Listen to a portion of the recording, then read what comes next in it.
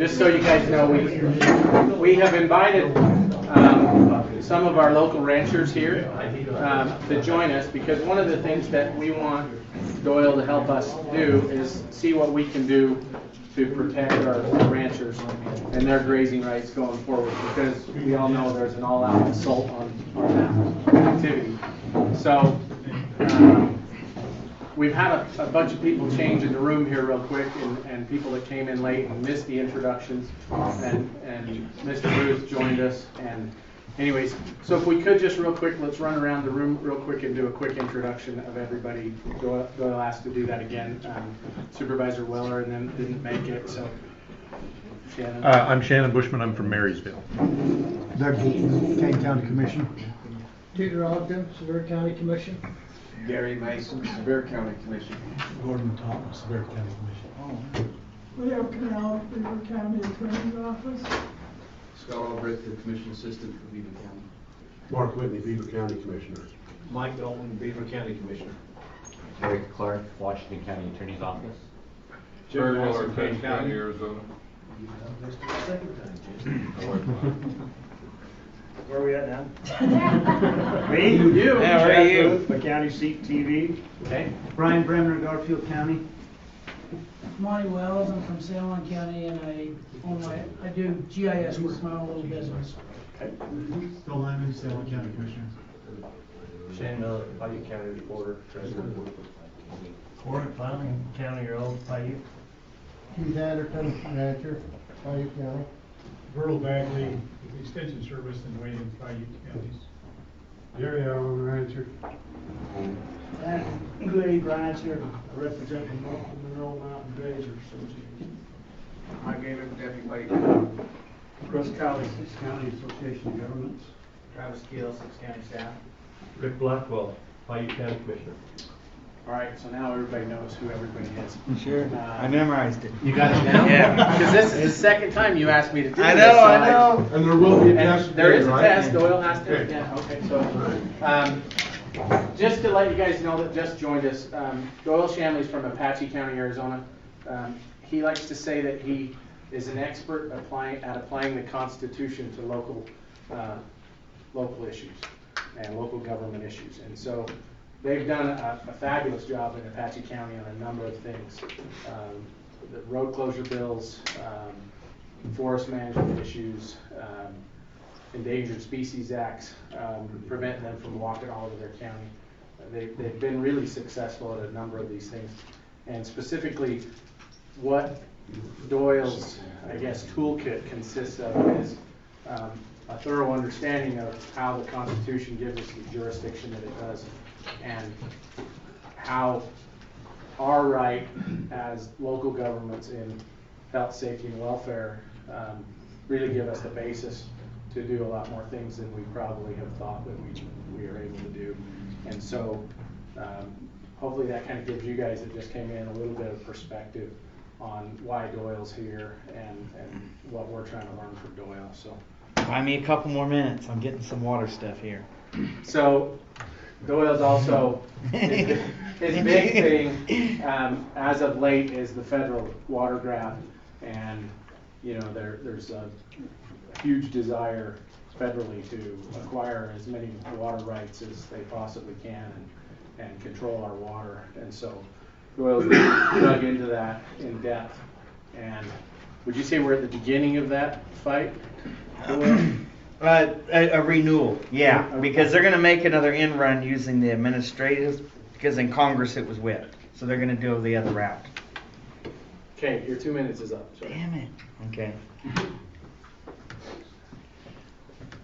Well, what I want to start with There's here. food up here too. Oh yeah, there's tons of food that. Tons of food left.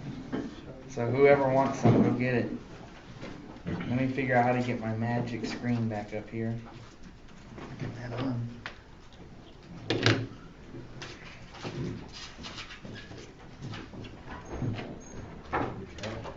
You're gonna have to plug it in. Oh, that'd help me. Yeah, I ate. Shouldn't have ate. Now I'm half asleep. All right. Let me go back to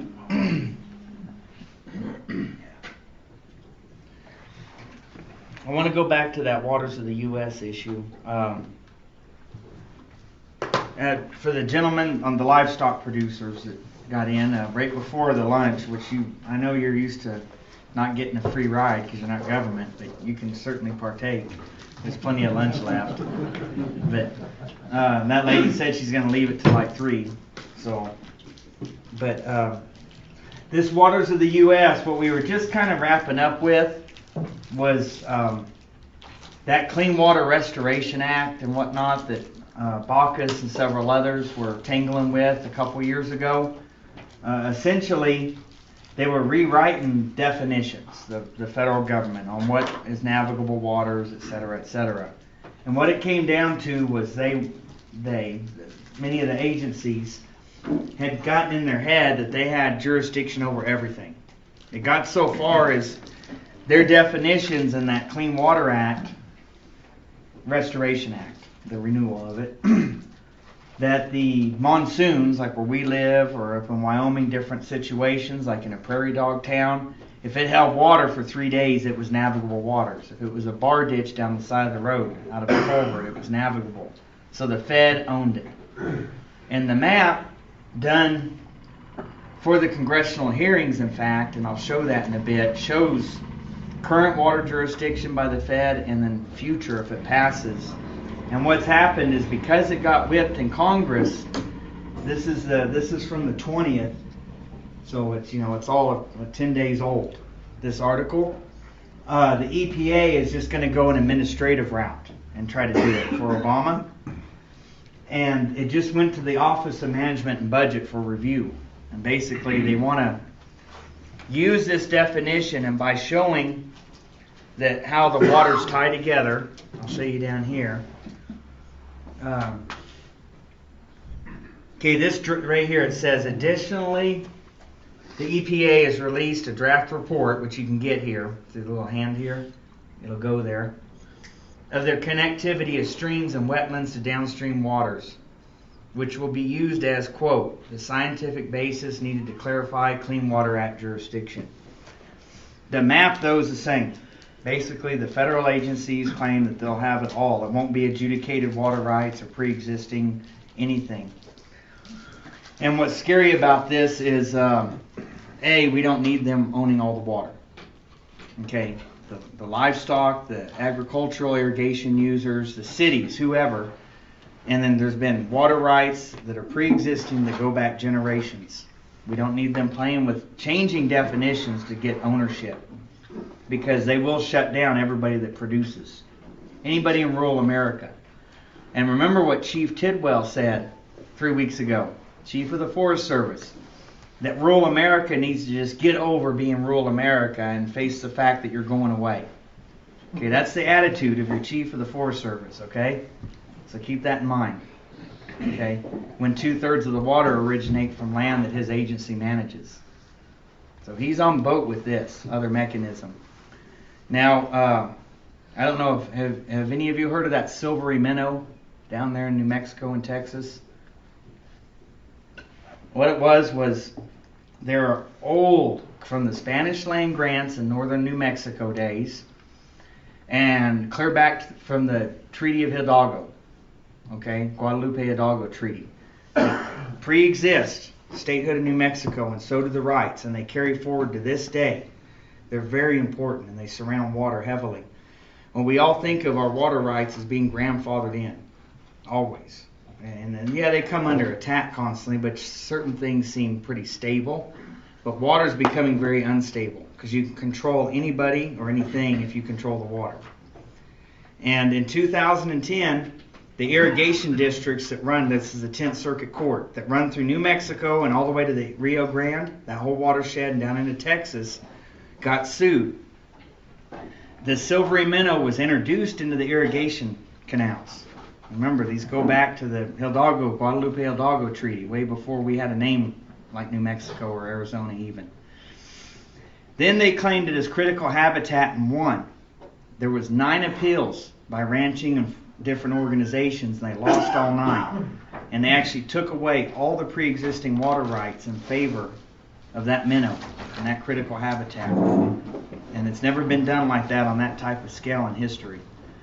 And you'll have squabbles, and there always have been those between cities and counties and states and counties and even next door neighbors over water going back and forth, but never have they stripped whole irrigation districts all the way through the Rio Grande watershed, anything of that scale, and then turned down every set of appeals. So now the greenies think that they've got, and I guess they do to a certain extent, they've got a foothold in court because they like to use that precedent thing. Even though the precedent may be wrong, they like to hang their hat on that. So with that sitting in the court, stripping somebody of pre-existing water rights, which wasn't just cattle, that was mainly irrigation. That's chilies. That's like what you're seeing in California.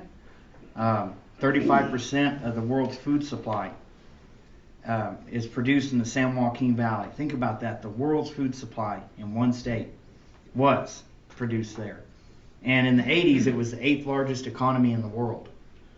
The mayor of Los Angeles and things like that met with the ambassadors and premiers of foreign countries, even though he was only a mayor. That's how powerful they were.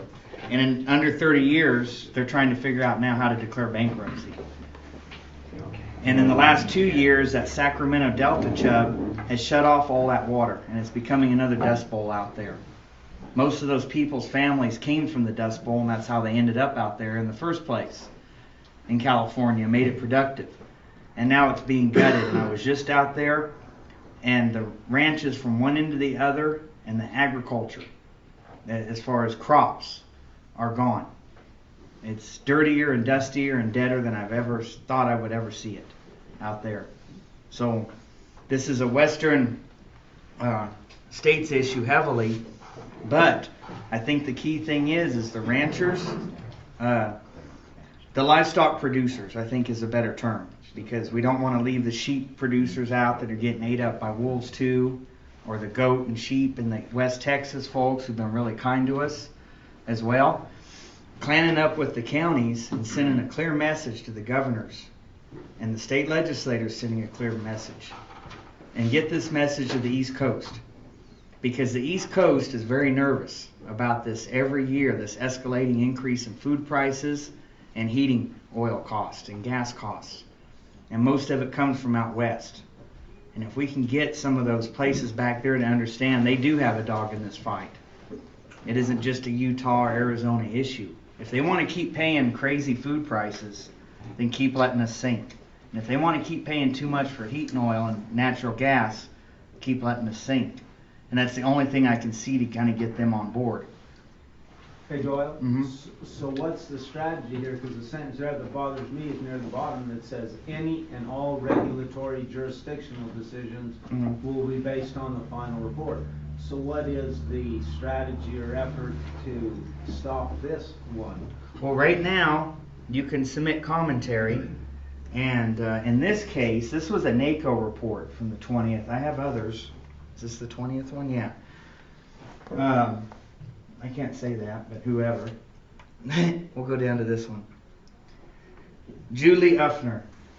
What NACO's asking for counties to do is, okay, the normal Federal Register route, like we showed this morning, they are accepting comments on this plan, the EPA. The counties across the U.S. need to be telling them hands off, and the livestock organizations, just get away. We beat you in Congress already, just leave us alone. And this Julie Uffner for NACO, the National Association of Counties, is kind of running a database.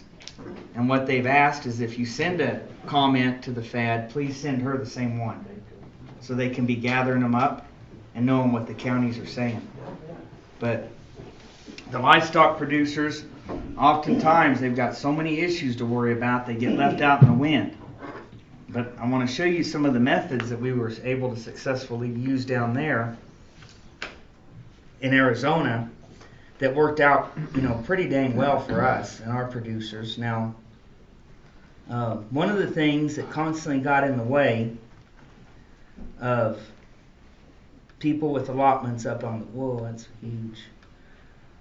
Okay. Was the Mexican spotted owl. So when this management plan came up, and went for review. It was 2011.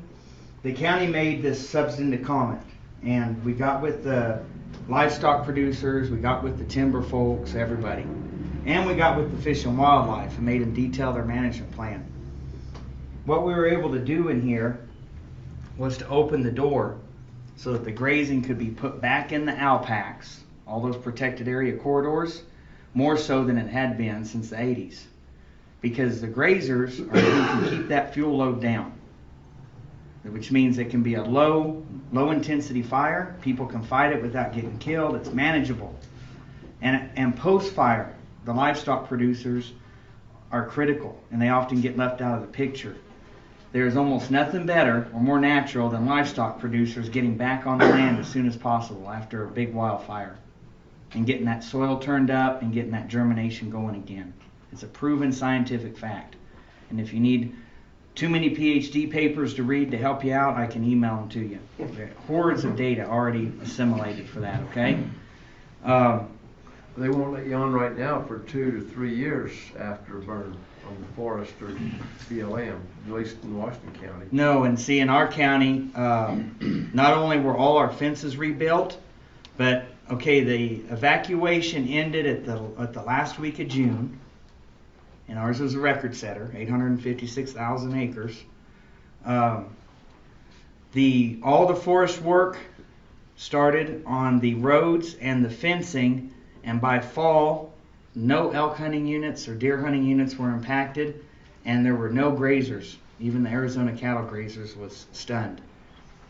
The Arizona Cattle, Association, the growers and there's food producers and the Arizona Cattle Growers. There's two organizations that are kind of married together. They even in open public testimony gave Apache County the credit for that down at the state capitol. They said because the county put the hammer down on the agency, that's why they were right back up on their rotations. Now, unfortunately, 12 years ago or so was the next largest fire, the Rodeo Chetasky fire, and it didn't involve our county. And there's still permittees 12 years later who don't have fences fixed or are on that mountain. And they've had to completely leave the area and go over across the state to Mojave County, out in the desert, because they couldn't wait no longer.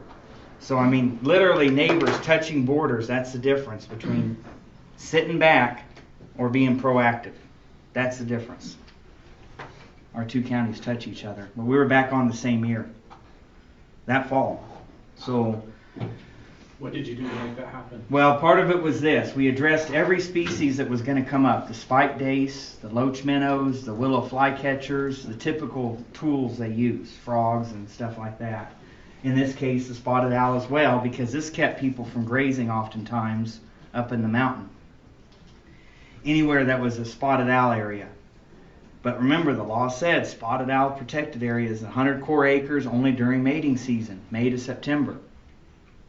So other than that 100 acres May to September, there's nothing preventing timber harvest, fire suppression activities, or grazing.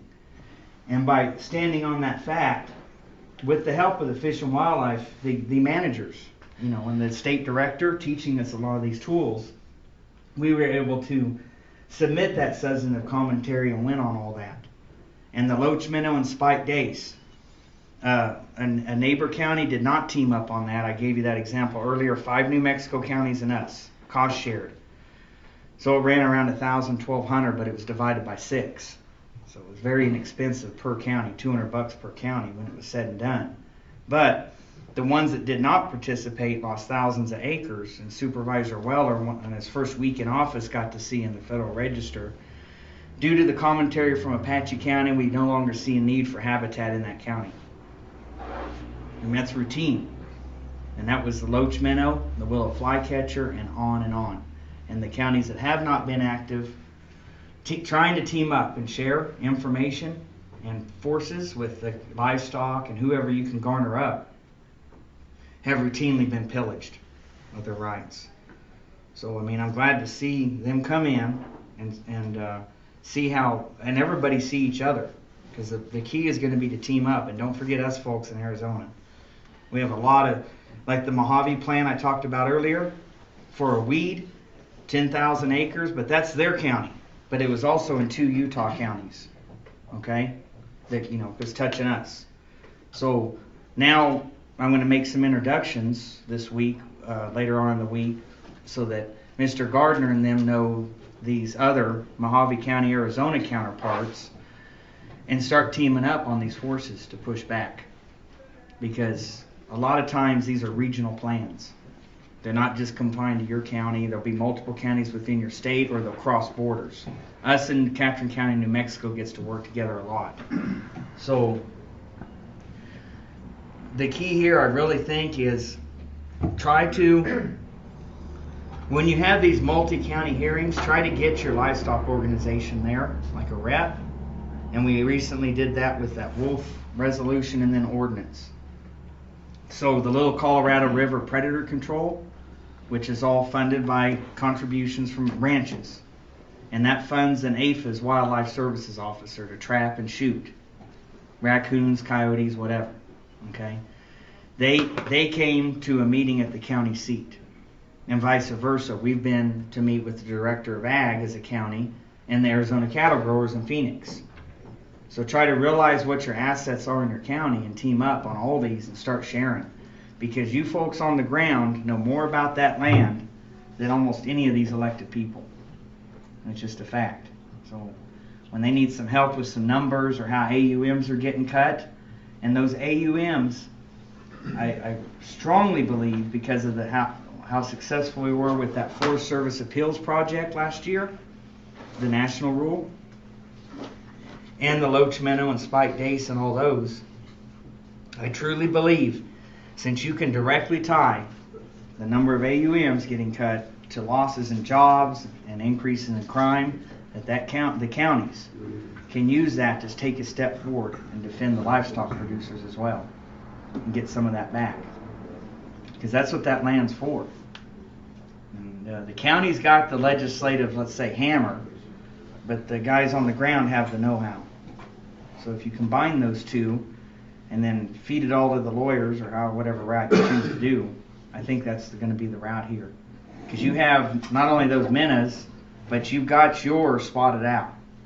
You're going to get the western U.S. is going to get a taste of what, let's say, us in New Mexico and Oregon and California got. We had the northern spotted owl and the Mexican spotted owl. Now it's called lesser and greater prairie chicken and sage grouse. And that's what's coming to all these states here. Yes, sir. So have you seen increases in AUMs in your county? Yes. In fact, X Diamond Ranch is now, her and the neighboring ranch, I forget the name now, it's her sister actually, across the way is a separate, Slade cattle. Those two ranches are now up there grazing in those spotted owl packs around Greer, and they're proving multiple things. They're proving that the science we put forth was correct. From doctorates in the universities, the rangeland scientist, that's Dr. George Rule at ASU, Dr. Nick Ashcroft with NMSU, they've all proven everything out already. It's just the agencies don't want to listen. So when we showed it, they're showing now all that ladder fuel vegetation isn't accumulating because the grazers are out there around that town of Greer in that case, Badger Creek and Government Springs and Little Colorado watershed.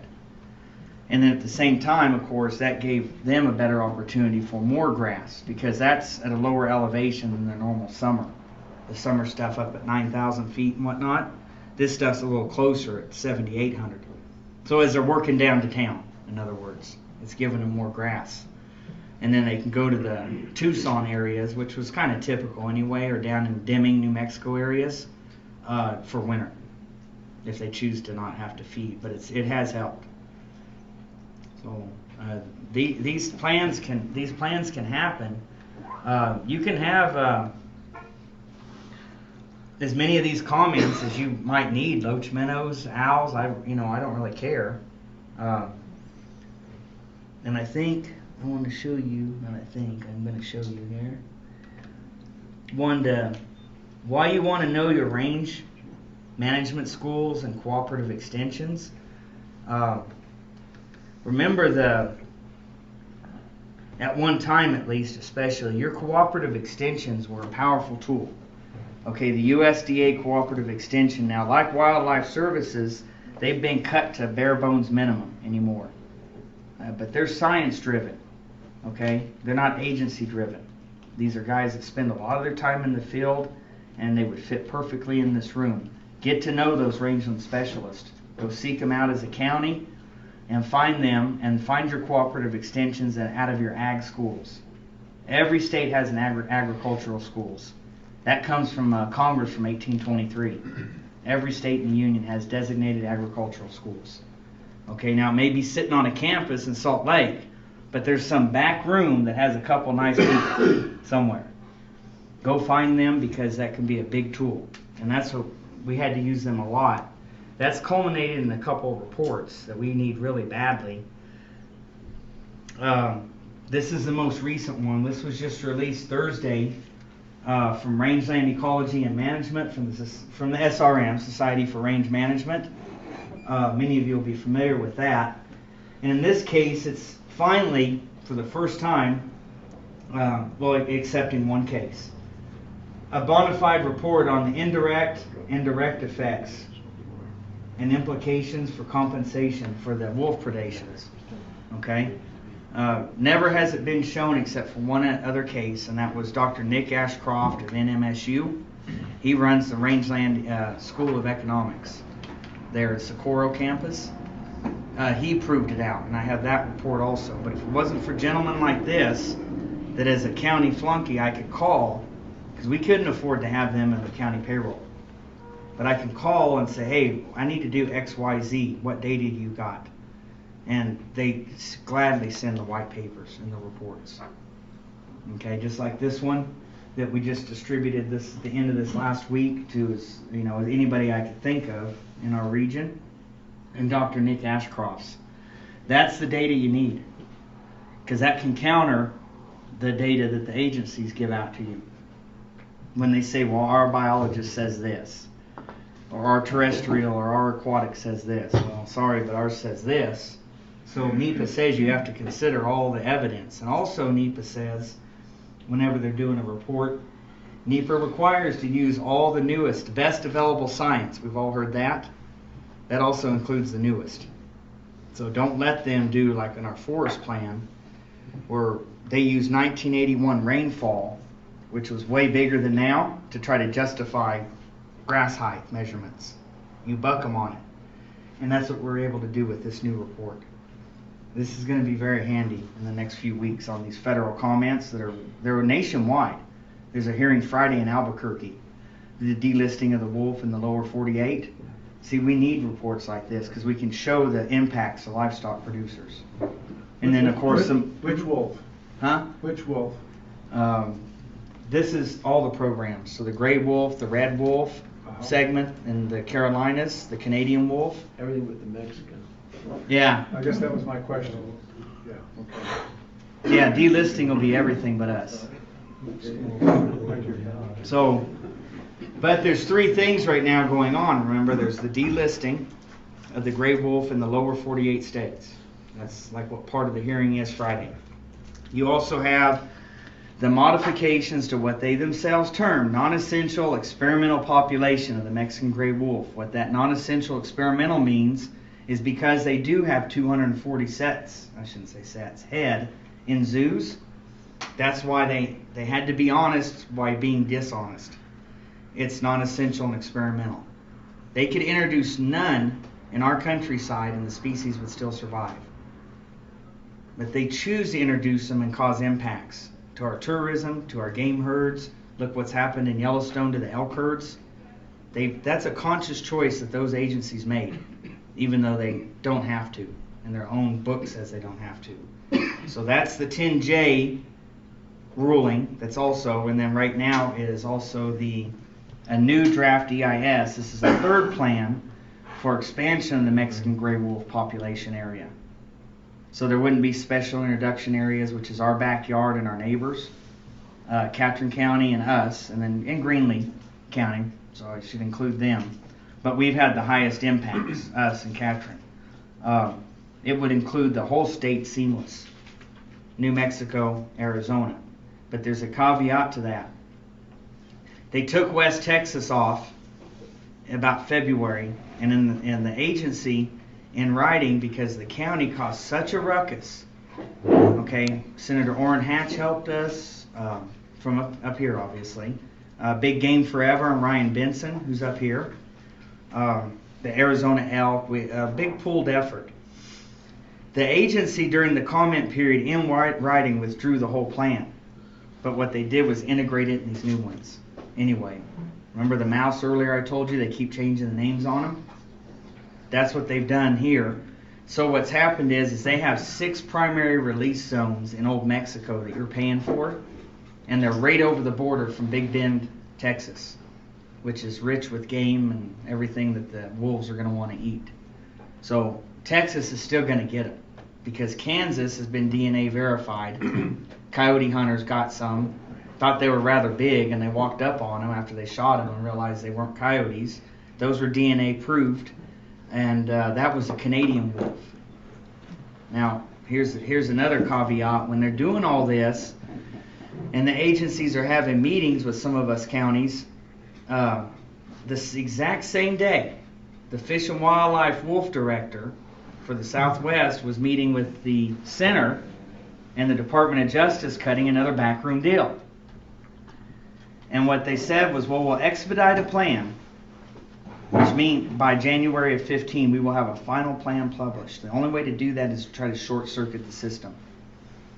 That means when Washington County and Apache County and Piute says, well, we want a public hearing here, it's all right, and we want our ranchers to be able to speak on this topic, they're going to short circuit as much as they can public involvement to make that deadline of January 15. Because if we were going to follow the law and science, that damn wolf thing should take 5 or 6 years, quite honestly. It'd be horrible 5 or 6 years, but that's how long it should take if we were really going to do it. Okay? Now, while they're doing that, at the same time the agencies release these wonderful delistings in the lower 48, one of the other things that happened was the Center filed, and the attorneys in here will understand this one real quick, that they filed for injunctive relief. So the same week it was published in Federal Register, they filed for injunctive relief, and it was all the settlements came out. Supervisor Weller was with me when we got the court documents. From filing to settlement with the Department of Justice, 28 days. I've never seen nothing like that. I want one of you counties to try to get something done in 28 days in Washington and back. But they did it for them. And what it said is any of these predators across state lines are automatically threatened and endangered. So being that we know they're in Kansas, we know that their own charts have shown the Canadian ones coming down through Colorado into Utah. If this gets through unfettered, these 3 plans, like this hearing next Friday and actually today in D.C., they're still going to have wolves throughout the West. They can delist all they want because they're delisting this population segment. All the rest of these that cross state lines and float around and are planted with your money in Old Mexico, I can show you the maps. They published them right along all our borders that are going to come north, because if they don't come north, they're going to get shot or eaten down there by somebody. So they're going to have to come north, okay? So you're going to end up with the T&E species in your backyard, no matter what, eating up cattle and livestock and getting water afforded to it and habitat afforded to it. So I think in your case, if someone wants to write it down, I've checked out the species in the West real heavily, and I want to show the livestock producers that chart too. But I can give you a list of your biggest threats that are coming. It's spike dace, D-A-C-E. There's a whole family of daces. What is that? It's a guppy. A fish, yeah. I shouldn't say guppy. Looks like one. They're real susceptible to those chlorine tablets you get at the swimming pool supply store. If you drop them in the stream, it wipes them out, and there's no baseline count. But spike dace, loach minnows. Is the water safe to drink then? It's pure. Loach minnows are another one. Makes your lips turn white. Yeah. The willow flycatcher, and then of course your lesser and greater prairie chicken and your sage grouse. They're going to try to get that across the entire 19 western states. From basically the Dakotas on down west. Now, and it's not helping that we got groups lobbying to get along in West Washington, Western Oregon, and then the Bay Area, California. How are they gonna get them? Are they gonna just translocate these across through all of our country? What they're doing is it's kind of a sneaky deal. Remember that chart I showed on the Jaguar that had the 858,000 acres for habitat? What they do is they seek out. So if you and I are an NGO, we will list a filing with a 90-day mandate with the Fish and Wildlife, and we'll say Piute County has habitat potential for the sage grouse. They have 90 days to analyze it or we can sue them. So they're going to slap together some report that most nobody's going to see, and they're going to try to prove that we're correct, that that hillside out there is suitable habitat. If they deem it suitable habitat, then it now becomes, then they'll file next for critical habitat, and at that point that comes all of your restrictions, because now it's been deemed, whether there's a sage grouse out there or not, it's designated as potential habitat. So it's like having a wilderness area without a wilderness area. We're not going to call it wilderness because Congress didn't approve it, so we're going to call it a habitat study area and short circuit the system and just manage it as such, their own wording. Well, And- you know, and I think a lot of times these organizations that petition listing, they have their own pseudo-biology that they present with them. Sure. And I think U.S. Fish and Wildlife, because they don't have time to get good biology, they're accepting that biology as science. Mhm. And we know it's slanted. Yeah, and that's where it's up to the counties and the producers to team up. And don't forget your soil and water conservation districts. I assume you have those in this state. Okay, those are a bona fide state officer. They have pool. Okay, their letterhead isn't just some 5 guys meeting once a month. Okay, when you all clan up and you find these listings in the Federal Register and you're on top of it early, that part of that toolkit he mentioned, and you're in there before the deadline's up with substantive commentary, so you have legal standing for appeals and everything. The way the agencies work is they're only scared of people who have the most appealable writing. Okay, so if they know you were once a good scientist, but you write all over the place in your commentary letter, and they don't feel that they're threatened by it, they're going to ignore it. But if you write a rock-solid substantive commentary that they think they can lose on in appeals, that's when they're going to slow down. And that's the only way you're going to catch them, is teaming up.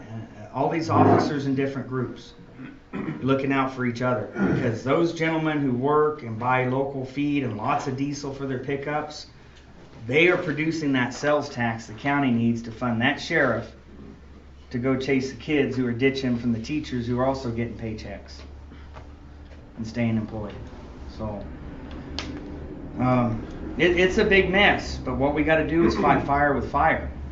Okay, the side that is non-productive, that doesn't want you to have property rights, that doesn't want you to have productivity or be out in rural America, has typically won because they're more organized, they're quicker on the move, and they don't have the moral thing. Like, we can't typically fathom, for the heck of it, writing an uplisting to cut our neighbor's throat on that hill. That's hard for us to just, why do we want to do that tomorrow? So what we have to do is keep our, whatever your thing is with you, morals or whatever it happens to be with you, personally, and as elected officials, we have to fight back with our best tools possible. And it's going to have to be to clan up as like minds. We've got to create those networks. It's got to be those multi-county entities that can start doing the 60-day notice of intent to sue right back. So when a plan gets stopped, what we were asked out in the woods on a tour with state legislators and stuff by senior level forestry officials, was we hear the center is going to litigate this next timber sale, 32,000 acres. If they litigate, would the counties please team up and counter litigate? Issue that 60-day notice of intent to sue based on health, safety, and welfare. That if this timber sale doesn't go on, we are losing jobs. If this timber sale doesn't go on, we're not out grazing because you're going to destroy the landscape. We're not going to have the timber jobs. We've got the fire threat, the water, the air quality, all that. I mean, this is senior forestry people asking this. There's there's good ones everywhere, just like there's good and bad county folks. So when you flesh those out, like your cooperative extensions, and I might suggest that even locally, however that might be, we have this thing that's called ECO, and the name just irks me, but it's Eastern Counties organization. The name ECO just there are 5 of us Eastern counties in Arizona, and the reason for it was to protect and keep going our cultural and historic uses, that agriculture, that timber, that cattle, that copper that built Arizona. And I know you have like a Southern Utah Association and whatnot. I would really strongly suggest that just like that list of names I gave you of critters that are coming up down your throat in this chart that I want to go back to for the livestock producers, that maybe that unit starts with, and get a meeting together, and the issues need to get out on the table. Because I think you're going to find out that a lot of people are on the same boat and didn't even realize it. You're going to find out that weed in Arizona was also in Utah. So you've got an ally over the state line there, and start doing that cost sharing, because we're broke compared to the other side. Remember the Center for Biological Diversity? Throw $1 in the hat. They pass the hat once, they have $250,000. So, and they've got the email things, the wolf comments that ended on the week ago or so, I think it was, Bonnie. Our first one turned in. See the support staff. She's telling me I'm right. Thank you. Here's the Hopi. Here's Apache County, the Hopi Economic Development, the Navajo Wildlife Services, the Hopi Ranch Outfit, the town of Eager, a bunch of people that contracted with me, and I uploaded. I can verify and see they're all in the roster. Our comments are there, and nothing's changed. And then there's 96,000 against us, coming from Walnut Creek, California, coming from Norway, Canada, everywhere else. New Jersey, Pennsylvania, where there are no wolves, or Mexican gray wolf program. So, because they're better organized than us. So here, for the livestock producers, I had showed the counties this morning. Though some of you may be familiar with that Westerner magazine and whatnot, when we got hold of this, we get hold of lots of stuff.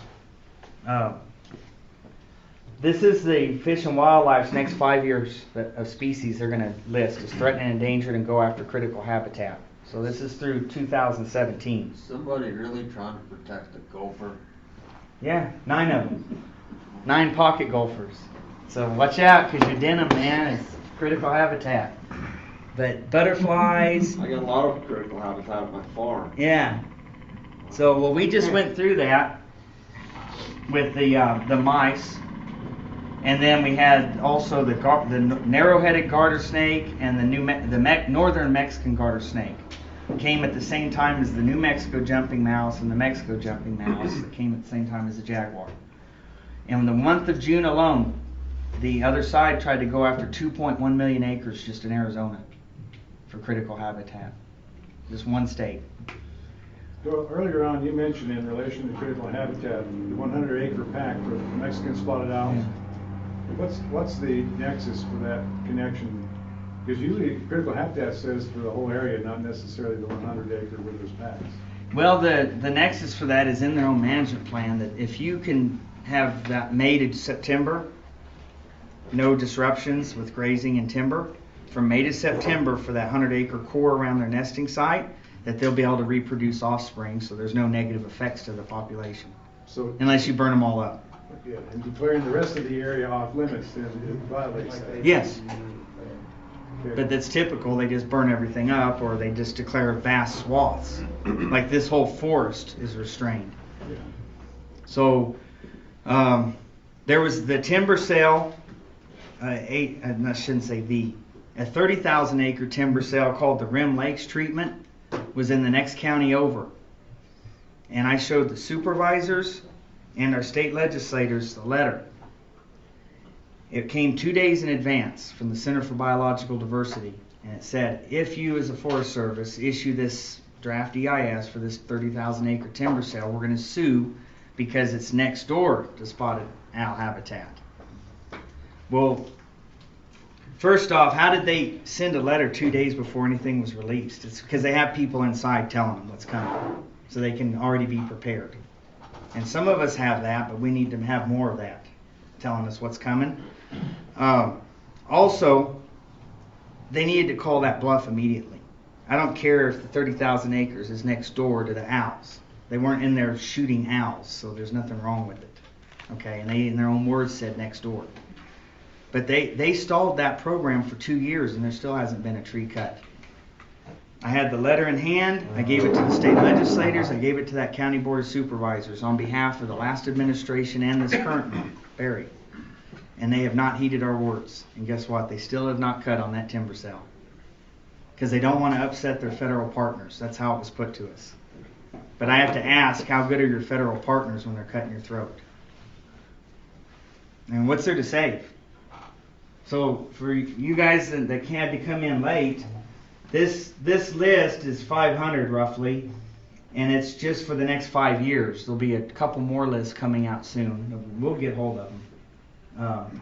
That will list the others to make 1,200 species that were negotiated behind closed doors that the agency promised to have. You see in, I have a bad habit, I was about to point at my screen again, way over here. Full listing and critical habitat, almost on every species. Not maybe we should look at it, they're going to go after the whole enchilada on everything. And a lot of them, like 9 pocket gophers, 2 Sierra plants. That's this one right here. I mean, they're so vague, they don't even have names for all of them yet. But they know they're going after 2 plants in the Sierras. Okay? Now, recently, the agricultural producers in California suffered a major setback, or were about to. And this proves what getting together can do. Many of the western sheriffs in many counties throughout southern Oregon and northern to central California sat through this class last October, a year ago. The northern Yosemite frog, toad, and the spotted yellow-legged frog, I was trying to remember these, got listed. Okay? Went after 2.1 million acres, crossed 9 different counties. And it happened to be at the headwaters of every watershed down the Sierras. When you took a map of the Sierras and the origins of the water, it was a line. Somehow these frogs only live where the water comes from.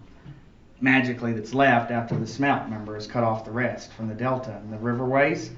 So this would effectively shut down all the mining, the rest of the grazing operations, and the rest of the ag that's left.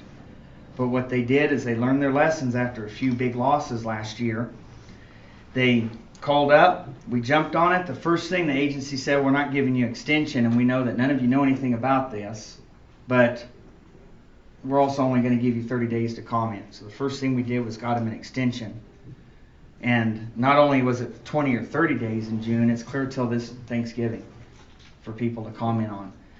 Then we went in and tore apart their science, and it was pretty easy. First step, they said they didn't have to do joint public hearings with the counties and local governments. It's a requirement of law. So I wrote the letters for the Sheriff Mims, Fresno County, DeAugustini in El Dorado County, Haney in Trinity County, Del Nor's Dean Wilson, and then Sheriff Mike Poindexter in Modoc. They sent them in. We forced them into a corner to hold in the hearings where the people live, not in Washington, D.C. So then the outcry was, 9-1 in favor of the rural folks and against this little plan. So that got on the public record with the congressman sitting there. Then we wrote the commentary for 3 mining engineering firms, 2 big agricultural producers, and then those sheriff offices and counties as well. And now the agency's like, oh wait, maybe we had some flaws. We want to rewrite our plan. Okay? They were just going to have a slam dunk case, grab 2.1 million acres and all the water. And the reason being is they had critical flaws in their plan as usual. They admitted in their own book, if you made it through hundreds of pages, that their agency and the funding they're giving to the state agency to drive around and plant new species, that they had infected all the ponds up and down the Sierra Nevadas, their own program, with this fungus from Africa. And this fungus is what appeared to be killing all these frogs. So their own trucks driving through rivers and streams was spreading it out there tinkering around, but they didn't tell the counties that. They didn't tell the ranchers that, of course. You had to go way back in the book to find it. So I think we've got that one shut. But you're going to see right here, like this one, this right here is simply an offshoot. See right here, this chub? This is simply an offshoot of the Delta smelt chub in California. It's just a renaming of it. So it's like the loach minnow and spiked dace. And there it is, Idaho, Nevada, Utah. And that's for next year. So you can go through this chart, and if you go to this column here, this is in your little folder stuff that Darren has. You can click this arrow, and you could select like, we'll pick on nice people. So Arizona, and you could go way down here, and click on Utah, and get what's just coming in your state, if you want. And that's just what's pre-planned, not what they'll come up with, like the yellow-legged frog that someone just came up with in June. Okay, so this will show you right here what's coming in just our 2 states. Now you guys are pretty lucky in the sense of you've got this chub, but when it comes out, if it's like the Delta smelt, which it is, and this one, both these right here, see, they're doing 2 filings, one for primary critical habitat, and one for full uplisting and critical habitat, both 14 and 15, right here in Utah. I can certainly dang near guarantee you, and then the pink sand dune tiger beetle. That's this year. That's been in the process Yeah. for what? Yeah, several. And if they lose, they'll 20 years? rename it. Yeah, if they lose, they'll rename it. But this chart is their chart of what they agreed to avoid litigation. They are going to publish a final management plan by the end of this fiscal year. Or this year, I should say, calendar year. Yes, sir. Do you have any documentation that they've taken a species and renamed it and resubmitted it before? Yeah, the deer and meadow mouse are simply now the New Mexico jumping mouse. And they're really both Preble's mouses. Mouses. Mises, yeah. And the Preble's was defeated on the Gila. The Forest Service even came out against it because it was killing the allotments around the Gila. And in New Mexico, the Arizona cattle growers whipped it. Then it came back out as the meadow. Then that got whipped. And that was right in our backyard. And on these relists, are there frequently those threats of litigation that? It's almost all of them. And is that documentable? Oh, it's been proven in the Senate. There's been hearings on it. And in fact, in the most recent hearings, the Director Ash of the U.S. Fish and Wildlife Service, now this is our senator's fault, not his fault. The Senate panel who's investigated it is on their 3rd letter to him saying, we've already seen all the evidence that you are doing backroom deals with no publication, no court hearings, no comments. We demand you come and talk to our panel. And he's refused them 3 times. Now think about this. An appointed bureaucrat is snubbing our elected Senate, like the most powerful body in the world. You know, and they're just sitting there letting it happen. So that's why I say the Senate's as much his fault as he is. I mean, he needs to get pistol whipped or something. I don't want to take any more of your time. I'll maybe follow up with you on the second. Sure, So, yeah. All right, thank you. Yeah. And then also, this is my supervisor here, Supervisor Weller. I told you when you called me that would be here. So you'll want to talk to him too as well, please, and change cards and all that. So, Hey, Doyel. uh-huh. So I asked Brian if he would come up from Garfield County. I know you've looked at what they've done as far as their grazing zone. Yeah. Their resolution and what they're trying to do to protect their ranchers, producers. What's your take on everything that they've done so far? I think that Brian, and I think a lot of it rests on his shoulders for the county as a body, has done excellent work. I mean, the fact that we drug around the field and wrote out a timber management plan because the the agencies have a mandate from Congress that in the top 10 priorities in America is supposed to be range restoration, watersheds, and native grasses. Well, let's get to it and let's start bringing them back. And one of those ways is productivity and timber harvesting and quit burning stuff up. Now, I was to understand in Fort Worth from Mr. Pollock, Commissioner Pollock, that some action they were going to proceed forward with, they decided not to because they thought they might hurt their neighbor counties. And I didn't understand that. Not that decision, but what the topic was. That's what he said in Fort Worth at NACO. That had to do with prairie dogs. Okay, prairie dogs, okay. You know, that had to do with prairie dogs, and that particular one, we actually had an ordinance in place that put federal and state agents at risk of being arrested if they allowed prairie dogs to get onto private property. And although it was very aggressive, and we think we have the legal right to do it, they came to the table and tried to work other things out with us, and so we've agreed to table that ordinance. But what Darren, I think, is talking about, for those of you that don't know, we worked with Representative Noel and others last legislative session and had the majority, in fact, all of the monument and a few portions of the Dixie National Forest designated as the Escalante grazing zone and designated as an area of cultural and historic significance due to the grazing activity that was there, and that the highest and best use of that land is grazing. Then we followed that up. We have a detailed cultural resources protection ordinance that allows us to have a register of historic and cultural places, historic and cultural landmarks, and historic and cultural outstandingly remarkable, relevant, important values. And we put it on our register of significant cultural and historic places. Activities, we also do activities, and so we put grazing on that in the monument, basically, as a historically and culturally significant. We tied the language to the monument proclamation, which protects certain elements, and we equated those in the document. So now as they go through their grazing EIS, they have to justify why they would be destroying a value of historic and cultural significance, and also that is protected by the monument proclamation.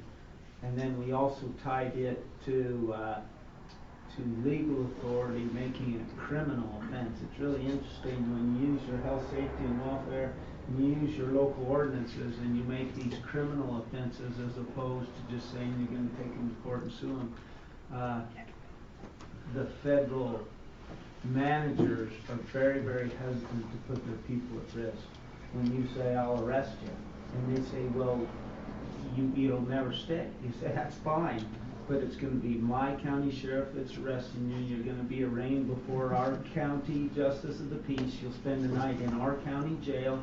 When you go to court, you'll be before the county, in the county courthouse, and you may win, but the next time we'll arrest you again, it will be in the same situation, and they will do that. Now, I don't say that antagonistically. It goes back to what Doyel said about jurisdiction, though. Who really has jurisdiction? And that custodial jurisdiction, or proprietorial, as it's often called, if you will look at it in those writings that he put up there, they will say that that is the same jurisdiction as any landowner has. It's just land ownership.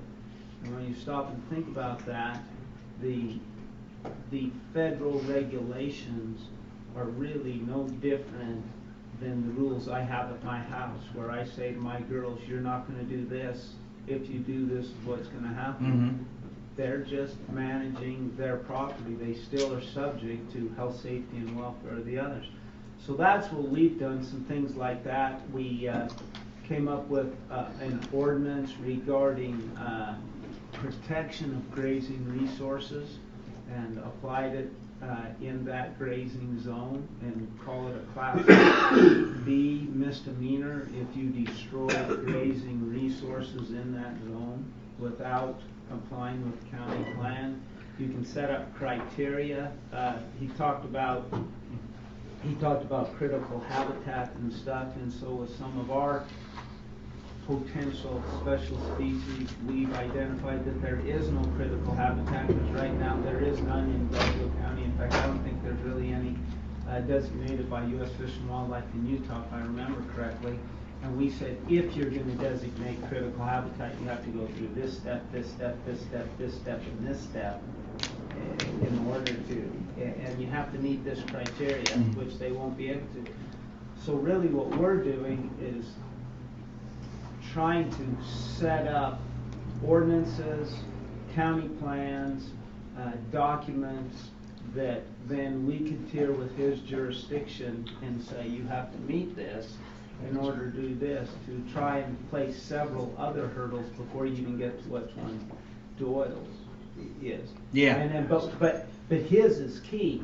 You have to do it under what he's talking about, and without his, it really wouldn't carry any weight. Health, safety, and welfare is the key. And we've got a different name for something we're developing right now, and it's not like hidden, but I would prefer to refine it more before we go emailing it all over. We're calling it like a county NEPA.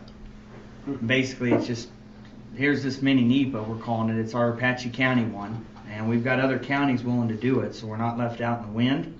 Like on the gates, where we made it a crime, like you say, we had it on the books. It's this Class 2 misdemeanor. It's punishable by this. If you block any roads or put up any gates and lock them, or do water bars, etc., and block our access to the forest and the grazing. This is kind of the same thing. It's the same exact thing. It's just calling it mini NEPA. If you live up to all these things, which are part of the county land use plan, and it's a part of our county, then you go ahead. But until you meet all these things, don't just come in declaring nothing.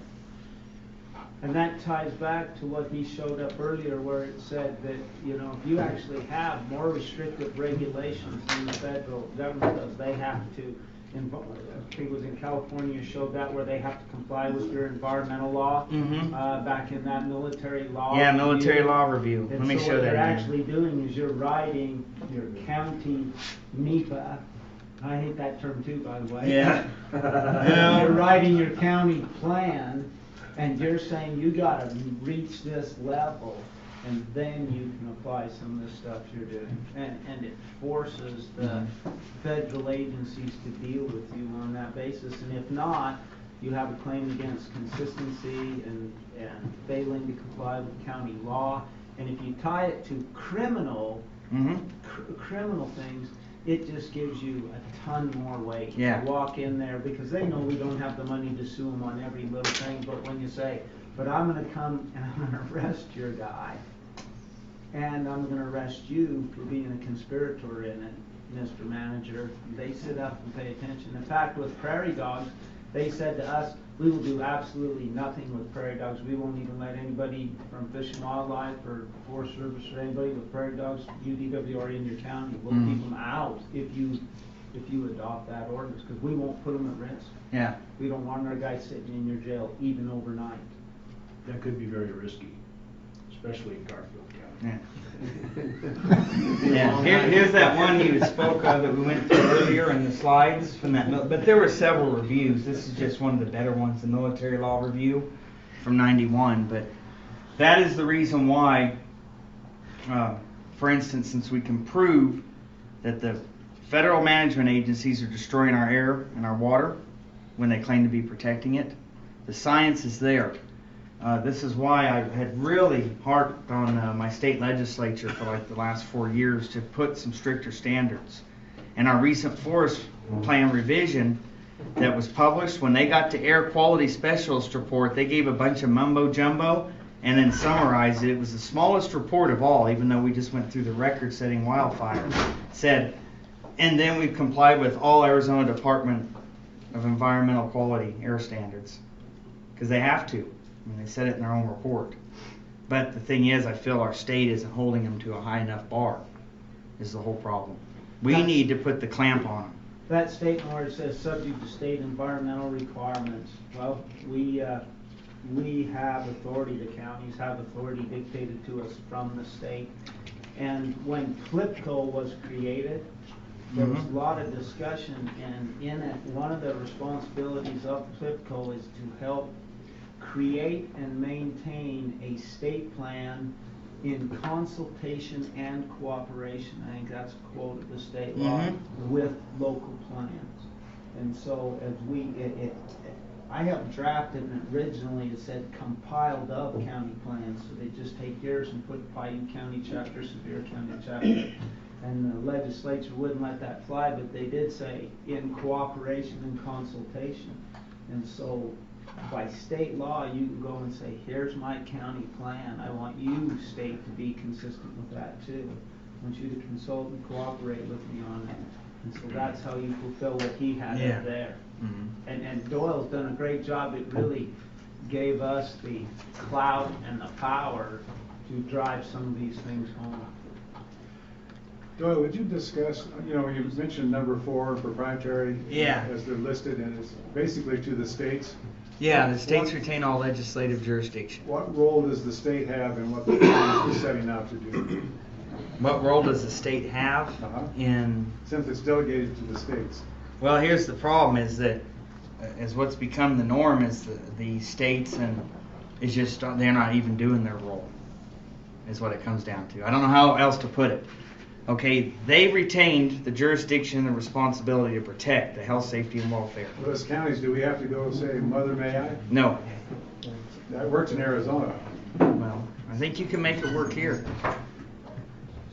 I think that's where the state plan is done in consultation and cooperation with the counties. And just like the feds don't have a plan for the Dixie right now on wolves. Yeah, exactly. They don't have a plan for wolves. If we go out and write one, neither does the state. If we go out and write one for the Dixie in Garfield County for wolves, that becomes the only plan that's out there. That becomes the basis of consistency and everything else. And now you go to the state and you say, here is my plan, do you have any problems with it? You have to be proactive. Yes, that's the and key. Run out ahead of what's going on. I'd like Supervisor Weller to talk to our predator ordinance, and when we went down to, when it was passed, we had to go to WIR, but then where I met, but then we had the next week we went to notice all the agency heads, and he can speak to that. It was crazy. It was fascinating. I was concerned, maybe Doyle wasn't so concerned that we would just be saying, oh, this is illegal, get out of here, you're a county, we're not listening to you. Each meeting was set up for about a half an hour with the Department of Agriculture, the governor's office. Each meeting went well over 2 hours. They had their attorneys sitting there, never said a word. Just said, you could see the wheels turning. They know that we're right. And it's just time to stand up. That's all there is to it. So you have to educate them. It is. It was a matter of education. And it's still a matter of education. It scares them all because it's standing up to the federal government. But they're starting to pay attention. We went through that with the prairie dogs. When we wrote our prairie dog ordinance, we were called to the woodshed at the governor's office with DWR attorneys and attorney generals and Mike Maurer and several others. And the first half an hour we were chewed out. The next 45 minutes the county stood up for itself and says, well, you're going to be with us as partners or what? We'll take the chewing out. We're going to move forward. At that point they sat down and say, hey, let's be partners. They came to us and asked us, we really prefer you table this ordinance and let's work a different way. But the state came in and became our partners in it. And because of that, we're doing some things that we think are going to move that whole issue forward. And although prairie dog isn't grazing and isn't other things, it's the same concept that you're going to have to apply to managing your forests, to sage grouse, to increasing, getting rid of pinyon juniper and returning stuff with sagebrush steppe and other things so that you have more grazing opportunities. They're all that, and nothing is really done in a vacuum. But I want to say one thing, and that is what Doyel's talking about is talking about work. And if you're just going to bluster and bluff, it isn't going to work. At some point, you're going to have to be willing to go to the mat and do whatever it takes to win. Because if you're not, they'll know that first off, the first time they push on you and you tip over, and then it's wasted. And it can't just be, oh, I'm just going to throw this out there. You have to think, you have to do the research, you have to do your homework. You notice all the studies that Doyel's done. And that's the difficulty, and that's really where we can come together, is where we can pool our resources and have a sage grouse plan that works for everybody, because we've got enough resources to do it. But it won't work. If you ever talk with Doyel, he'd rather fight you than agree with you. He really would. And so you got to have a little streak of that in you. Well, yes, sir. Back here, he's been I waiting. just wanted to say I dealt with federal agencies all my life. I'm a rancher with BLM, Forest Service. And I've only learned of one person that they'll back down from. You mentioned the sheriff, and they'll disappear. Without the sheriff, they'll take you apart in no time. There's a man, I don't know if you guys know him or not, Clive Bundy, down there in Mesquite, Nevada. He's been ranching for 20 years. He divorced the BLM, and they tried to put him out of business on that desert tortoise. He's still there today, ranching, and he says all he has to do is when Clark County, that's Las Vegas, elects a new sheriff, he has to inform the sheriff of what his duties are. He said, and that's all Bundy does, and he says they leave him alone. And he don't only deal with the BLM, he deals with the Park Service there too. Two agencies, and he's done it for 20 years. With the sheriff, he said all he has to do is tell the sheriff he has to protect his rights, his property. What I'm saying is there's a man that's done it for 20 years. And I'm sure if they could have got him out there, they'd had him. But all I want to say is that's your power. These counties is your county government and your sheriff, and I don't think you'll ever equip any of them at the state level or the federal level. You're going to come right back here to the base. Yeah, and we have a Jim Chilton down in the Yuma over the tortoise. Just a different tortoise. They renamed it. He not only is still there, but he won $7 million off of them for their harassment. And he's down south of Yuma, Jim Chilton. And in fact, he turned around and the damn agency had to acknowledge it, and he got Habitat Rancher of the Year or some damn thing last year. But he turned it right back on him. But the county's where it's going to sit, I'm telling you, because them state people turn over with the wind oftentimes. And every new emergency is like the new disaster of the day to follow. You know, right now we got to worry about how are we going to implement Obamacare. But the simple fact is everybody in this room is who's working every day and buying that gas and making that sales tax, and that is working and keeping everything going. It all starts here. Those state guys, in a lot of cases, could really care less, because many of them are only grooming themselves for the next promotion, and then they're not going to be in that slot anymore. But these counties are your neighbors. These are the guys down the street. I think in the state of Utah, a lot of that authority has been advocated to the counties. The sheriff, that's by state law. That's always been the case. But a lot of things, the responsibility of mental health, public health, a lot of those other things that we're talking about, you use as tools here, has been given to the counties by the state. So I think all we've got to do is, if the state's the problem, is go back and show them that they've given that authority to us, and we're going to use that authority. And I think you need to not only do that in concert with lots of counties, you know, across state lines, because you have allies in Colorado that I know personally, obviously in Arizona, and New Mexico, and Nevada, and on and on and on. And until the state legislators and governors start getting the hint, we're not going to get anything fixed, because that's exactly how it's the 10th Amendment created what's called since the founders and framers to now, police powers of the state. And that's how it was. The state and its political subdivisions, the counties, could create needful laws and regulations to protect the health, safety, welfare, and morals of their citizens. It's all boils down to that. But until we flex our muscle and do it as counties, then we're not going to get anywhere. In other words, I'm saying don't count on them state agencies to do it, because like I showed you, and I only showed you because we're in Utah. My state is just as bad or worse, or I don't know, maybe the same. But I showed you those state agencies getting those permits to move endangered species around. Well, every time they move one of them around, now there's a new body of water that's critical habitat.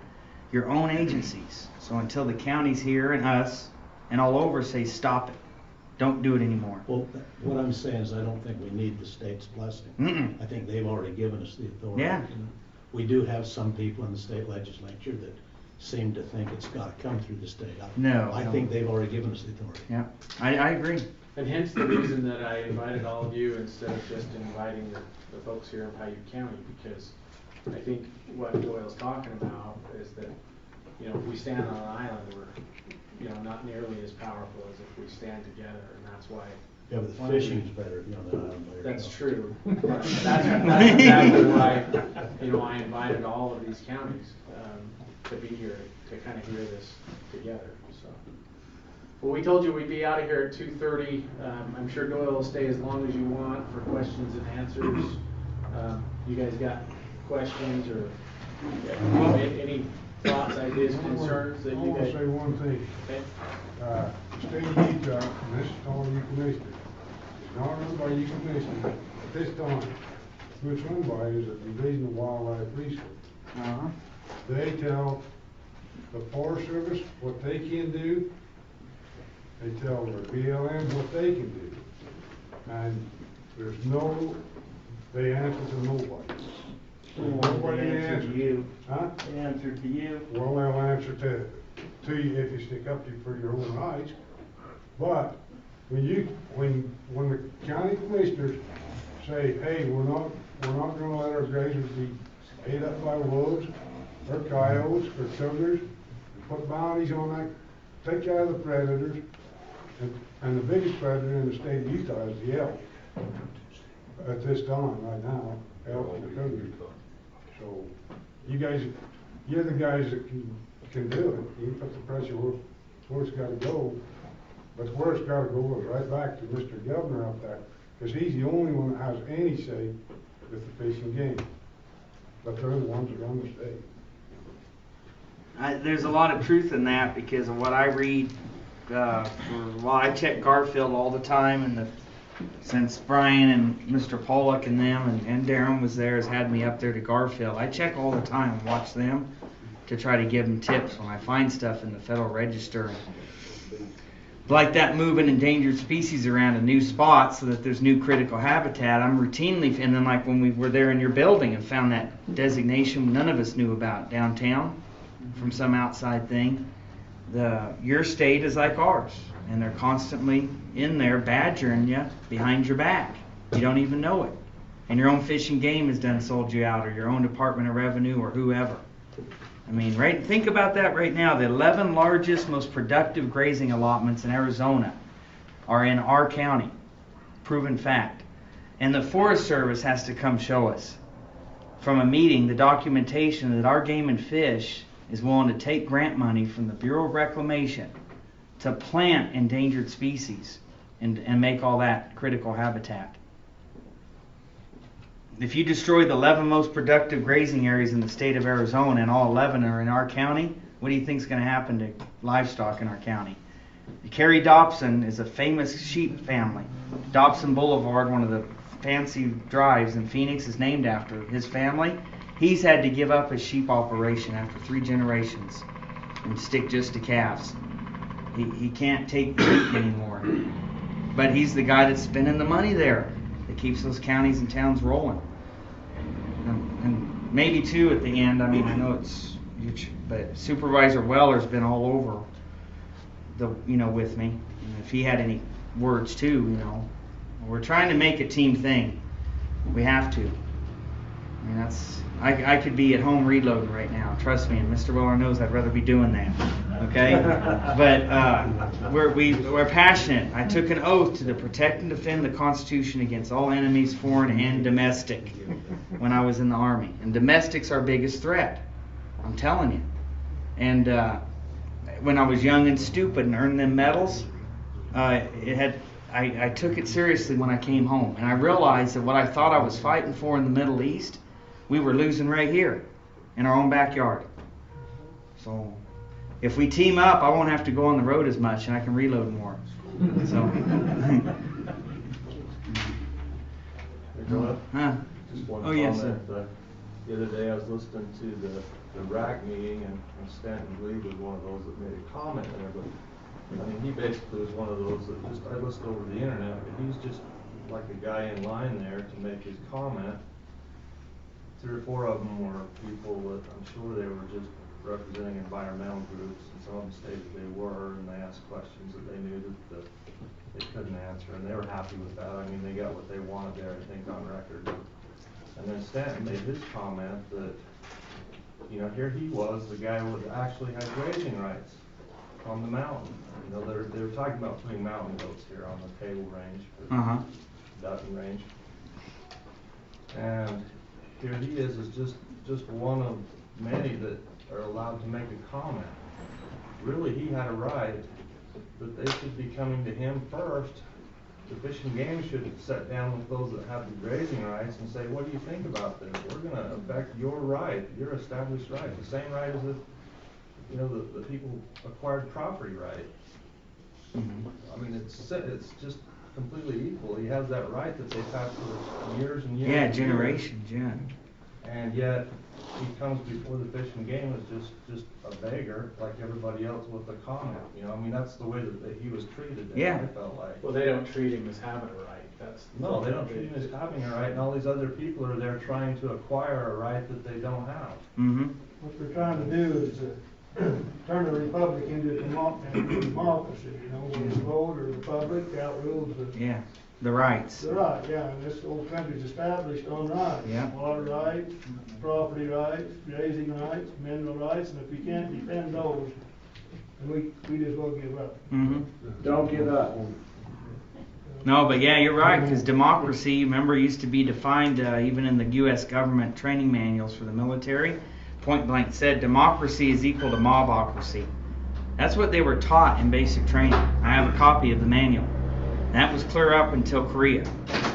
And then that all got gutted as we have to do this shift and make everybody think different in this country. I mean, it's a good, strong attack. It's not just against livestock and timber that we're under attack from, but I think Mr. Weller and Darren and Brian and, well, everybody in this room knows where we need to go.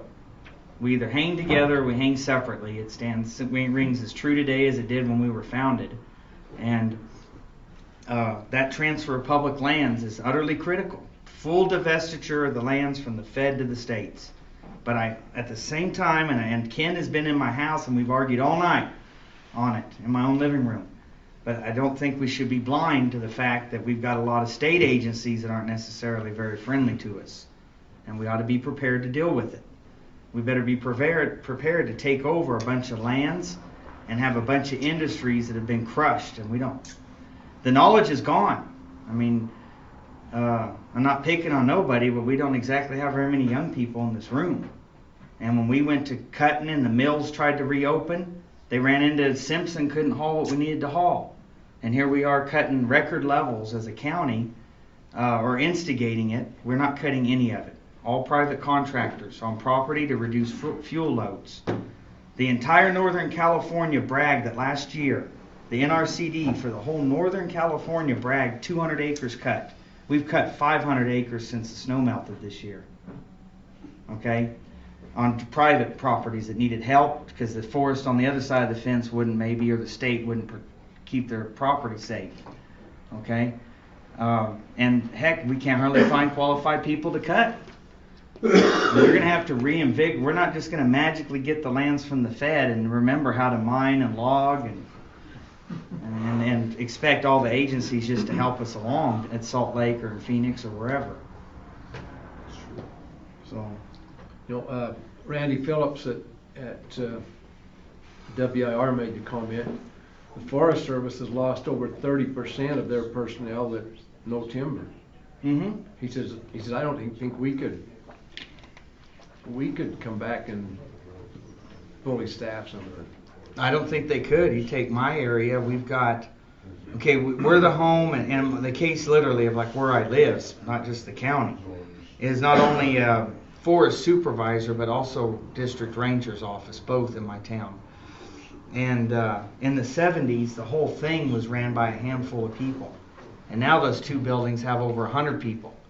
Yet when I go to fire and fuels team to work on these projects, like you saw pictures of this morning and stuff, and many other projects too, with those guys, there's 3 of them.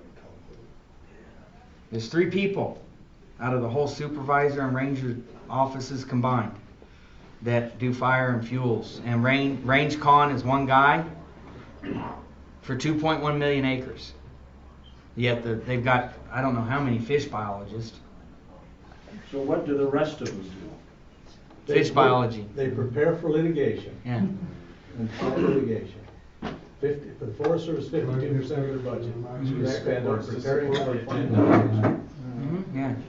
No, they do. They just keep the machine turning. It's like our country and the agencies are like, the squirrel little cage is still turning, but the squirrel's dead. Okay? So, I don't know Now how. he's a zombie. Yeah, so. Are you gonna have a flash drive that we can get from you of this stuff?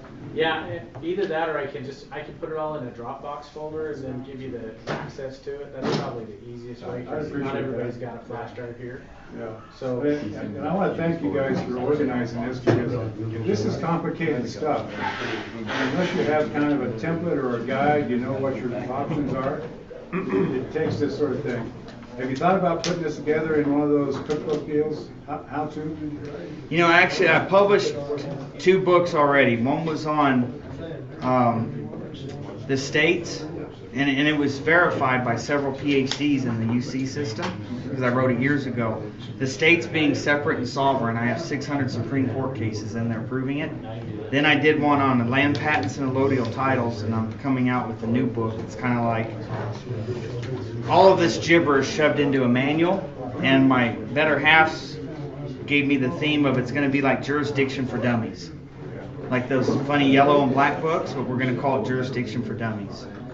And kind of, you know, because I volunteer to read drafts or help with editing if you'd like. Good, because I think it's a real powerful. why don't you guys sign that? Well, and I think so too. Everybody info to where this is all at. Hey, Doyle. Yes, sir. Does the Forest Service go back in and build all the fences back, or did? No, what we did was there's a thing called a BEAR team. After any fire in America, it's Burned Area Emergency Response.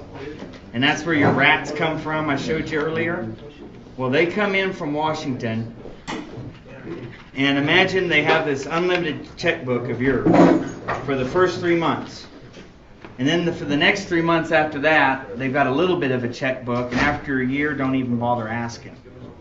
So the first things we did was got 26 water monitoring stations that are like wireless.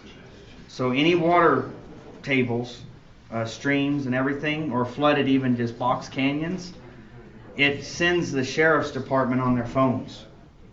So South Fork raised an inch, get those people out of that area, because that means it's going to be 3 foot in about 30 minutes. The fencing, we made them take all that out of the BEAR money. See, they were going to put it into new trucks typically and new studies. Ours went to the ground. It went to those mapping guys to get roadside. And we set a national record for it, post-fire, roadside salvage. It's never been matched. I don't think it will be for a while. I hope it doesn't get matched. If somebody gets to that point of burning that much as we did, but the fencing all came out of that money. The supervisor and the range cons were on board with this. They said, point blank, that's our problem. Those fences burned down. Hundreds of miles of stays and everything to be replaced. And that fire burned so hot there was leaned over T-post. I mean, it was insane, that fire. Who did the actual work? All private. It's just all bid systems. So I know a young man that Huh? No, even private could come in and bid if a rancher chose. So like this one young man didn't have the bidding number. The Fed requires for anything for you to have a DUNS number, Duns and Bradstreet, okay? So what we did was the local community college, there's a little gal in there, 2 gals, Melissa and, I can't remember the other one's name now, but Molly. They came and we organized them in the town city hall on 3 different weeks in a row, and any local could come in and for free. They walked them through on their computer and got you a DUNS number. So some young men have turned it into a business now. They went out and got help. They got a Bobcat. They got with the post hole digger attachment, and we're putting up miles of fence because it's running to like 26,000 a mile. So and all that rock. I don't know how your soil is here, but it's pretty rocky where we're at 7,000 plus everything in elevation. But then the ranchers. Now, some ranchers, what they did is Wink Kriegler, a friend of mine, ex-Diamond Ranch, she's since 1880, their family. They've got 32 sections. She just had her hands do it. And you drove down to the Forest Service, created a yard, and it was endless pallets of strand and stays and T-posts. And then you said, I'm going to do this allotment today, and they knew that, okay, that's going to need 9 miles. So all these pallets over here are yours. Start picking them up, and they put labels on them. And she just gave her hands tons of hours. She pays them by the hour on that ranch. So, and then some didn't want to touch it, and so it just went out to private contractors. But I think that's way better than the Fed doing it anytime. You know, having the local ranch or a young man do it, that they provided every bit of the materials. And then in the meantime, they also put up all that, like the sheep rope that's electrified they use, so that they didn't hold anybody off their rotations. With the excuse that the fence is down, they put up all the temporary, and they got extra money in. Then we got Arizona Elk Foundation, brought in $250,000 of feed and labor for fencing. And some big machines to put in that blew those T-posts in like a 30-06 blank. Drove it like just out of a rifle barrel into the ground. So a lot of people pulled up because the Arizona elk know that a lot of their good elk hunting is due to the ranching, keeping the place neat.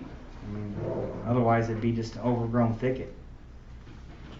Hey, we've got to sneak out. Yeah. Thank you so much. Thank you. Thank you.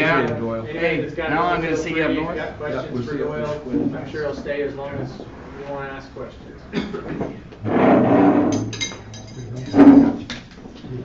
Thanks, Doyle. Thank you, sir. Thanks, Doug. Doug, you'll be up north, Doug? Yeah. Thanks. They're on Tuesday night, Yeah. and Thursday. I'm with the Heritage Foundation. Are you? Okay. Doyle, one good step for Arizona would be to put its game department under the executive. It's a standalone commission. It's a commission, yeah. They don't report to the governor. Yeah, I know. So that's a monster. I know. You're right. Well, another idea is that it'd be hard to do because even I like to go hunt and fish, but we just need to quit giving them money. But you won't get everybody to not buy a tag Yeah, next but year. you guys got the lottery and you pour money into them every day. Well, I don't anymore. You don't? I did quit, yeah. You know, I stopped doing the lottery too when I realized one of the math friend of mine told me, you have just as good a chance to win by going 1, 2, 3, 4, 5, 6. And I said, I get it. No, it's the truth. Thank you, sir.